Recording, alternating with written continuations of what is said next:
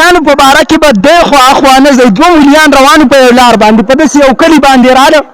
کلي والا ته ویله ویل ډوډۍ راله راوړئ او که ډوډۍ هم را نه وړه هغه لوبه به در څه وکړم کومه مې چې د دې مخکې کلي سره وکړه خلکو دسترخوان خور کو سم خوراکونه راوړه چې کله خوراک وکړو لاس مولوي صاحب اوچت که الحمدلله الذي اطعمنا وسقانا وجعلنا من المسلمین او په مخ باندې راښکله یو حاجي صاحب پکې را مخکې شو ورته مولوي صاحب دا راته وایي د مخکې کلي سره څه لوبه وکړه مولوي صاحب ورته ویلو وایي څه لوبه مې ورسره وکړه خو ورته مې ویل چې ډوډۍ راوړئ چا ډوډۍ را نه وړه بس را روان شوم دلته رالم هغه مولوي صاحب په باره کې راځي که نه بده به نه ګڼئ مشران به ناست دي لیکن یو جینۍ ورته راله ورته ویل مولوي صاحب زما هلکان د شون د علي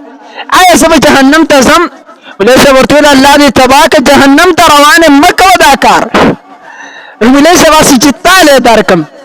ملا ورته سر وړقایل ها جنت ته چل جوړ کړی دی پوه شوئ ملیانو سره به ډېر چین پین نه کوئ یو ښځه پیر لراله ورته وایي وای پیر صاحب څه شو نو د پیر صاحب یو نوکر په دې دروازه کې ناست هغه ورته ویل د پیر صاحب زوی شوی دی وزګار نه دی